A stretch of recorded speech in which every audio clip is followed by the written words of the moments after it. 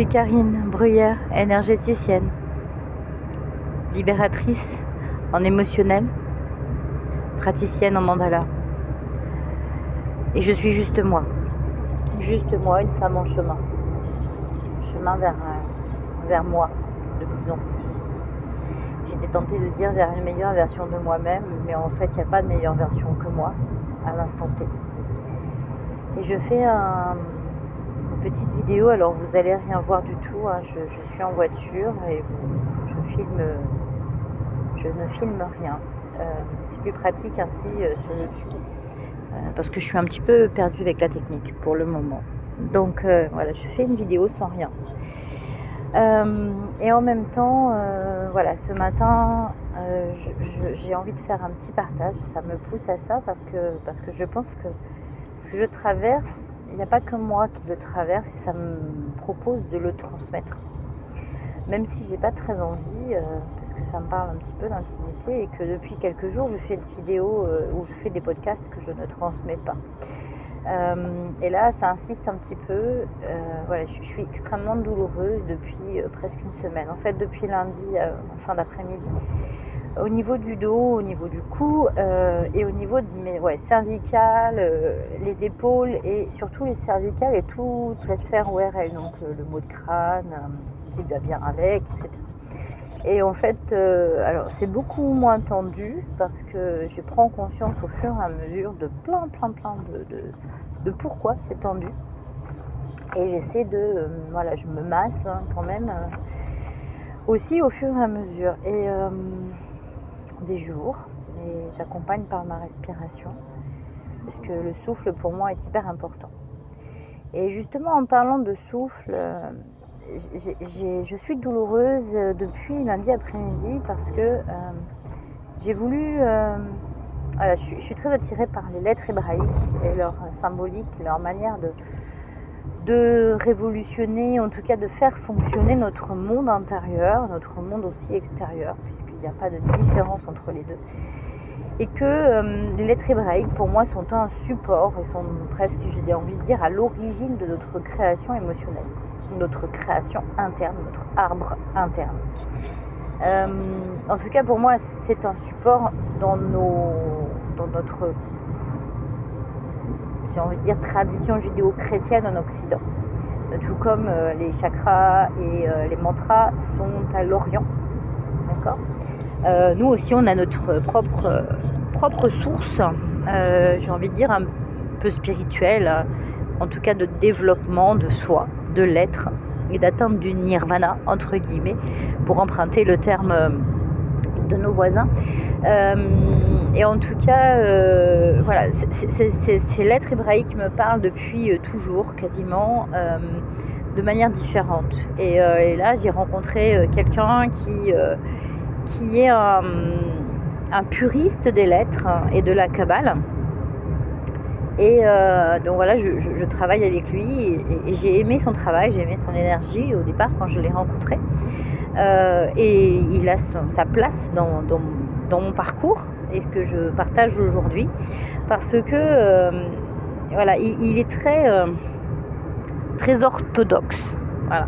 Et quand je dis orthodoxe, j'entends le ortho comme orthopédie, comme orthèse, comme orthographe. Donc toute cette manière de faire droit, de rééquilibrer. Voilà.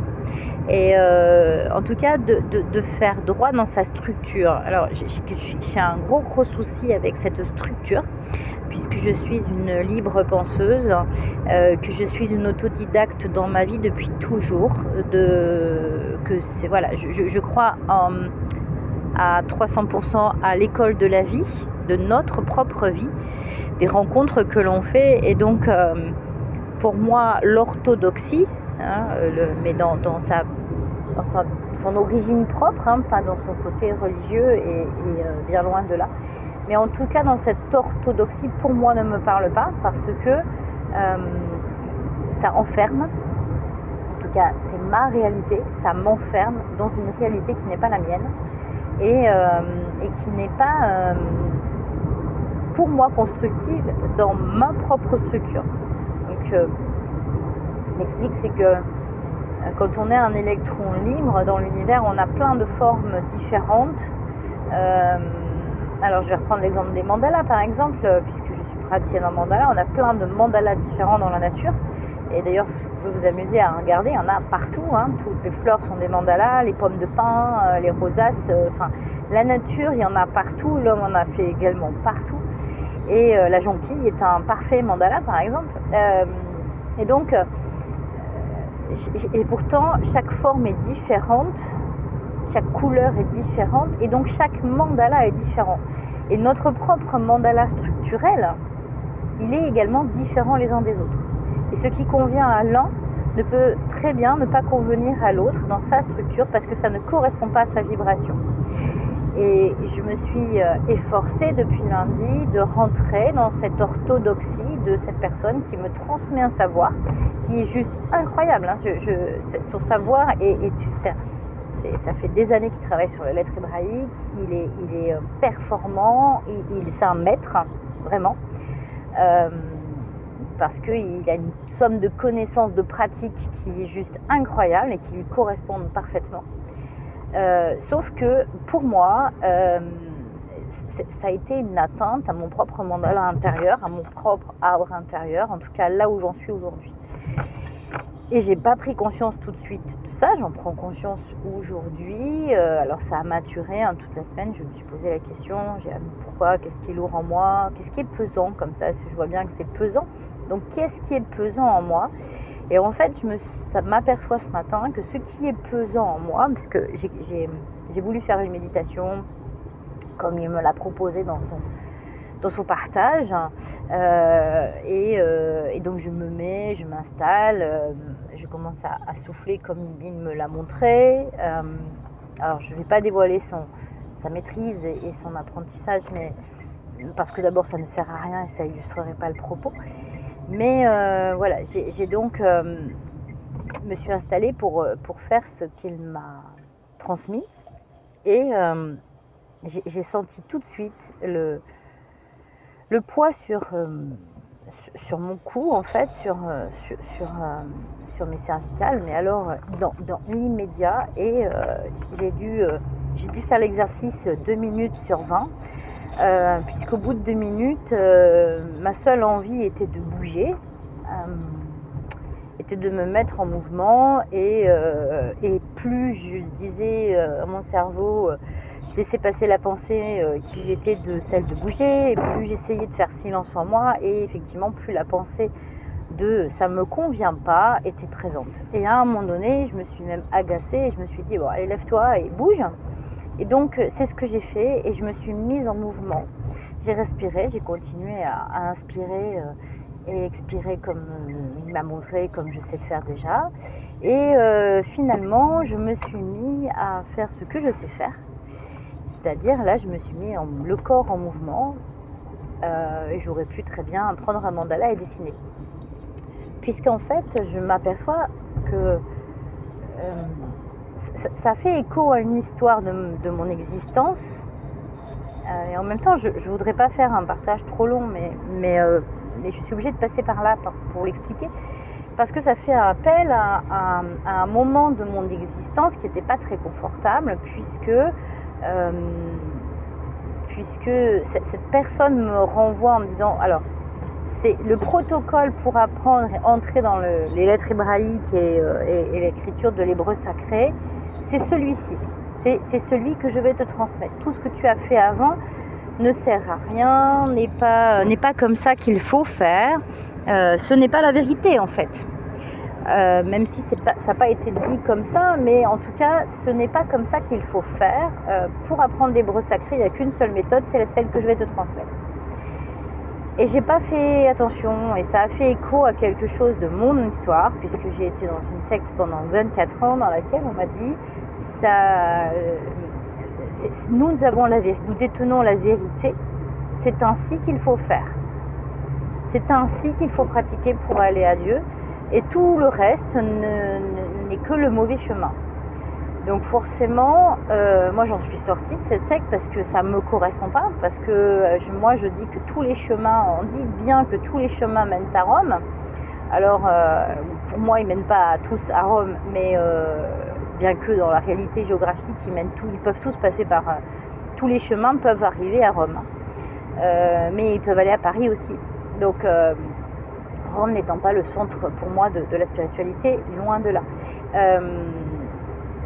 C'est juste l'expression là, qui m'intéresse. Et en même temps, tous les chemins mènent à Dieu, ou à la divinité en nous, ou à une forme en tout cas de sérénité, parce que j'ai fait la paix avec toutes les parts de moi et que du coup j'atteins la divine que je suis. Voilà. Et donc, ou le Dieu que je suis pour un homme. Et ce, quel que soit, j'ai envie de dire, le parcours, le chemin, les rencontres, les apprentissages, les formations, etc. etc. Alors, en même temps, j'entends que moi aussi, j'ai des choses à transmettre, mais j'ai des choses à transmettre non pas comme une vérité, mais comme une proposition, comme quelque chose qui m'appartient, comme mon expérience, et pas du tout comme je détiens la vérité, écoute-moi, c'est moi qui sais. Parce que ça me met en tension, et vous voyez, plus je parle de ça, et plus mes épaules sont en train de lâcher la douleur, et donc la tension sur les cervicales. Parce que, effectivement, plus on se met une pression pour être, entre guillemets, la meilleure version de soi, pour être le plus près de la spiritualité telle que on m'a dit que c'était, ou telle que j'ai envie de me conformer à quelque chose de mon idée mentale, et ben plus je peux me faire du mal. Et tout ça pour conclure que oui, il existe une vérité, il en existe bien une pour moi, c'est juste la mienne.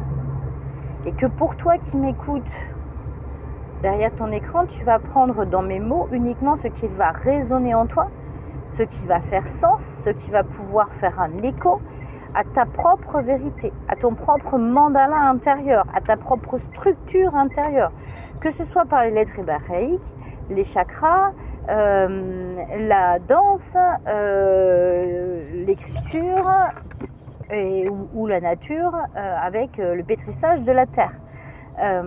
Peu importe ce qui va te parler à toi, mais ça va te parler à toi. Et dans les mots et l'expérience que je vais pouvoir te donner, tu ne prendras que ce qui fait écho à ta structure et à ton mandala, je me répète.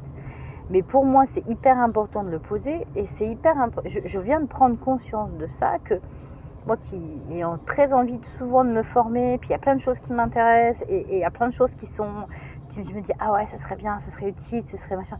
Oui, tout ça c'est utile, et en même temps, oui, tout ça, ça ne l'est pas. Voilà, et donc j'avais envie de vous faire ce petit partage, parce que pour moi c'est hyper important. Donc j'espère que vous allez bien l'entendre, et que voilà, vous dites-moi si ça vous parle, mais pour moi en tout cas, c'était important que je partage ça. À tout bientôt.